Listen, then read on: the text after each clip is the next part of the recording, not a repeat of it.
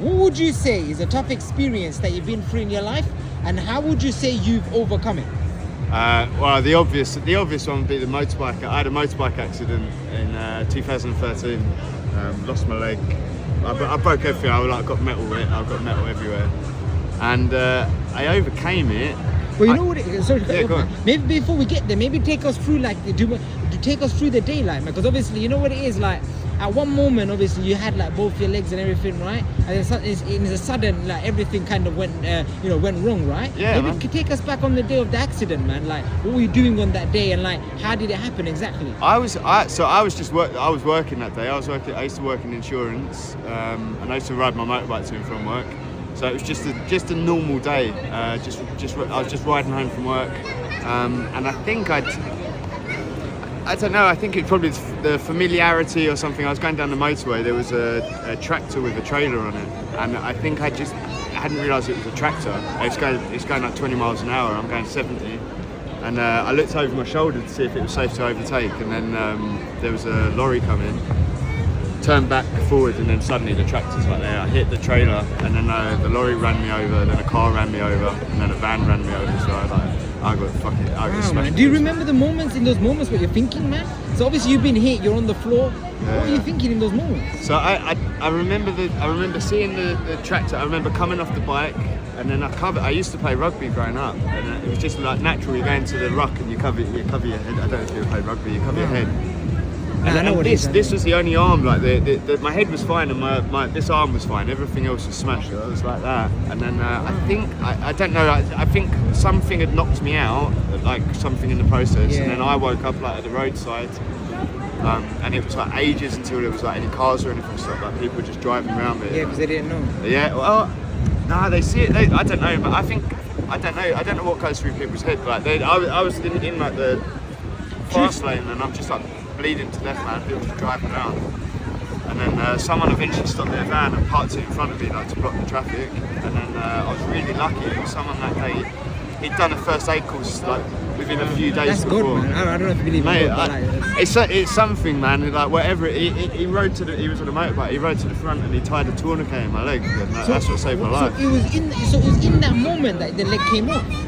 My leg was like hanging off. It was just the only bits connecting it were like bits of muscle and like sinew. So in those moments here where people aren't stopping, you know, and obviously you're bleeding out. There's obviously mentally, you know, you're probably thinking to yourself, there's a chance of death. What's going through your mind?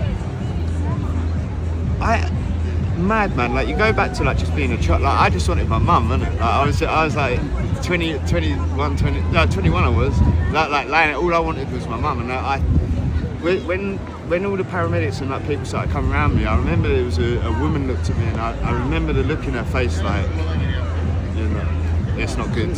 Yeah. And then when I was in the ambulance, I was like, they got me in the ambulance, and I'm like, I'm gonna die, innit? Like, I felt like I was dying, and I kept like wanting to fall asleep, and it was like in the films, innit? And I'm like, if I fall asleep, it, like I might not open my eyes again. The whole thing's just like, yeah.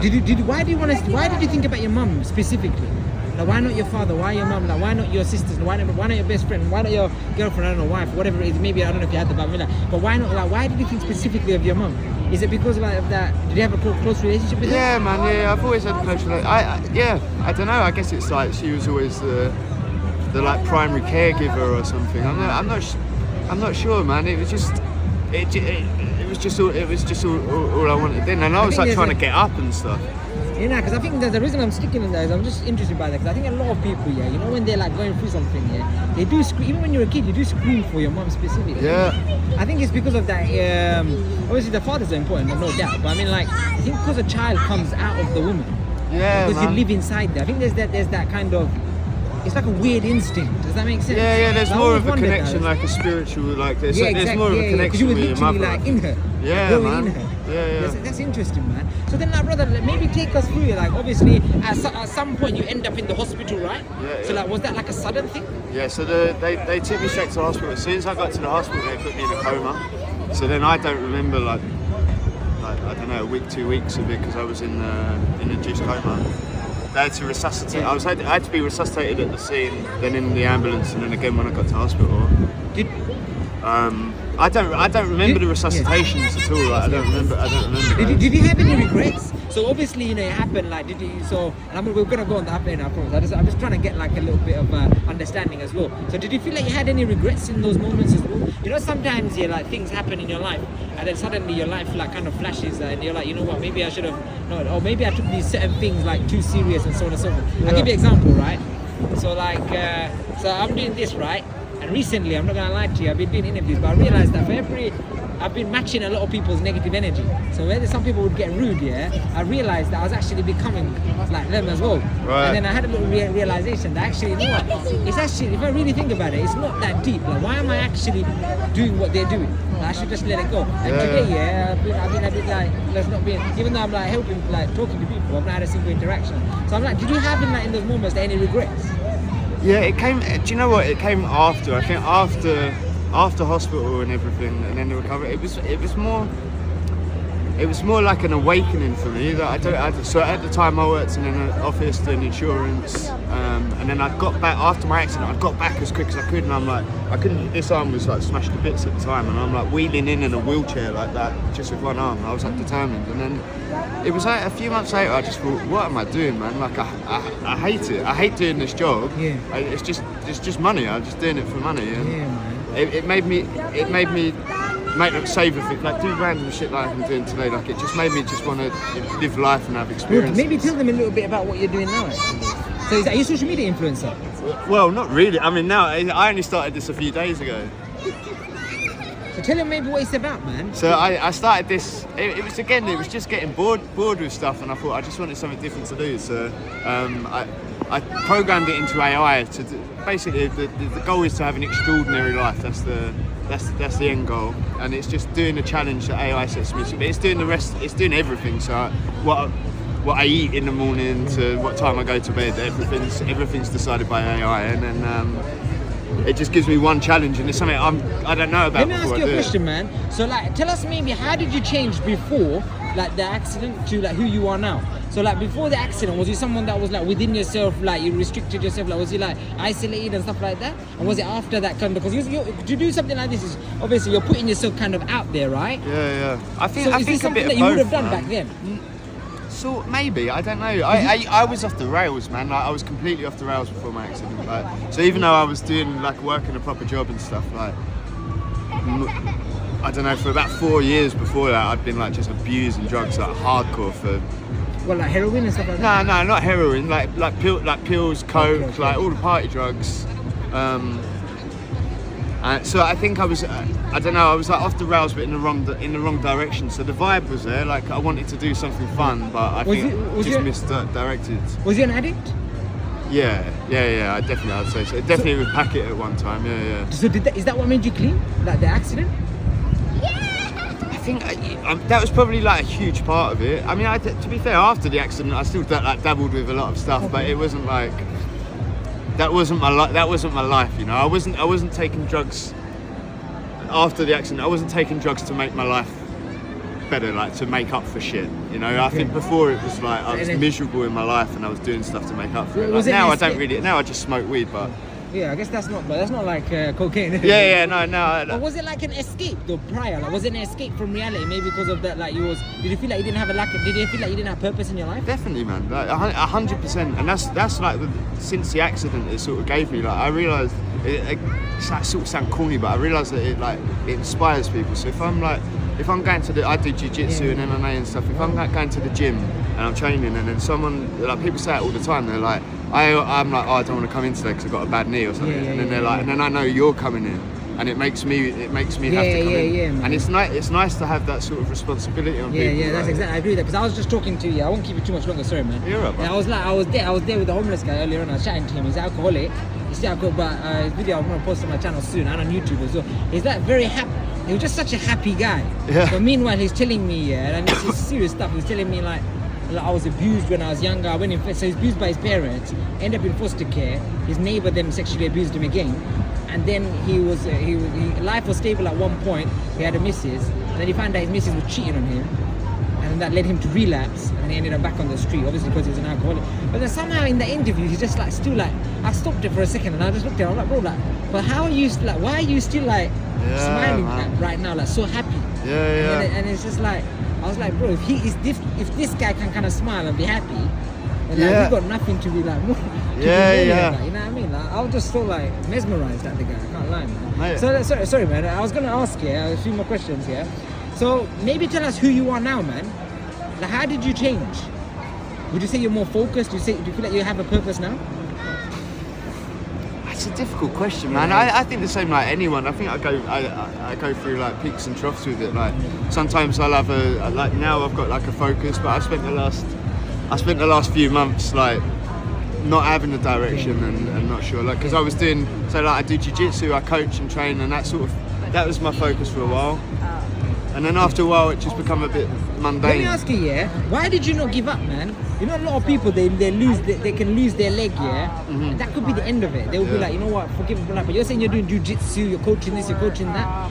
Where do you think you got that sense of determination from? Like, why do you think you kept thinking to yourself that I'm going to keep going forward? I question this, man. I think it was all like pre-accident, and I think part of it's just what you're born with. I think some people are just born with a fight in them, and then other people maybe have to like find it in places. For me, I don't know, like I was the youngest sibling and stuff, so I was always the one getting like beat up and that, you know, like so I think like the trials and tribulations, I had like real bad mental health issues prior to it and everything. I think the trials and the tribulations, it sort of like set me up for it, you know, in a strange way. I was already in the like from when I was in hospital. I was like, I want to go and like do the Paralympics. I want to do this. I want to do that. Wow. So it kind of directed you, made you gave you something to live for. Yeah. I always say I've gained more mentally than I lost physically in the accident. All right. I can do most. I can do most. Do you mind if you show it? Just go on, bro. Yeah. Oh, man, wow, man. And do you feel like you know, like in terms of like the accident, do you regret it? Do you regret that it happened? Because you're saying you made these advancements. That's quite a difficult question, I know, because obviously in the sense that maybe you would want to get it. Like, I'll give you an example, So I got alopecia, right? Right. Yes, I lost all my hair and stuff like that when I was 14 years old. So when someone asks me like, do I regret it happened to me? I find it's a difficult question. The reason why I say it is because would I like to have it? Probably. However, has it made me more of a awake person to the degree where I've kind of become more awoken to the superficialism that kind of runs in our world? Yes, I have. And I feel like, do I regret that happened to me? No, in that sense, no. Yeah, because then you would lose. Then you would lose. Because then I lose that, and then I'm thinking to myself, then would I just be?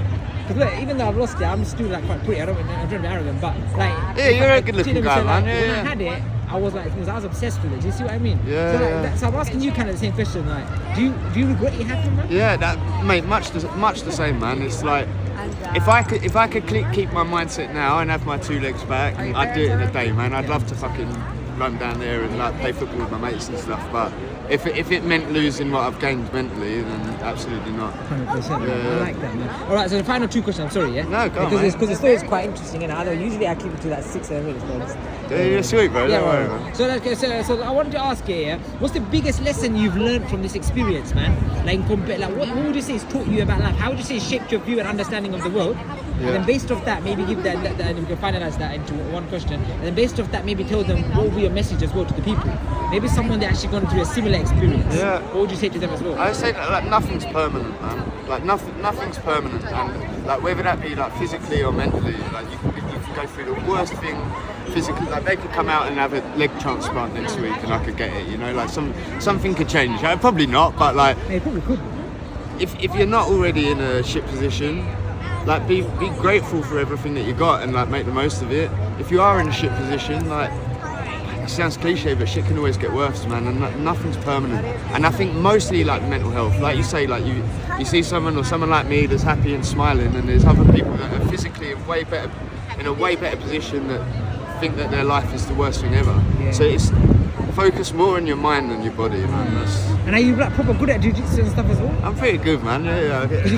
You're coaching it, innit? Yeah. I'm decent. I'm alright, man. I'm not like world level, but I've got sponsorships and stuff. Is it? Yeah. Wow, man. Do you have any video? Yeah, man. Might as well add that in the video, man. So like you doing like kick or a punch or something like that. You can get it on Then it shows the people on even my more. other Insta. I've got Yeah, I think because then I can just add it in the video directly, so then people can kind of see. Is that you? Yeah, that's me. Do you have a dog? You're still looking like that now as well, yeah? Because I can see you're in good shape. Yeah, I'm not right there now, to be fair. One second, so it's not focused. Yeah, there we go. Let me see. Let me see. I go through Do you have like any videos? yeah, man. So go on then. It's quite a big one. Let's do one where you're like, Like jiu-jitsu ones. That's just me joking, my mate. I know, man.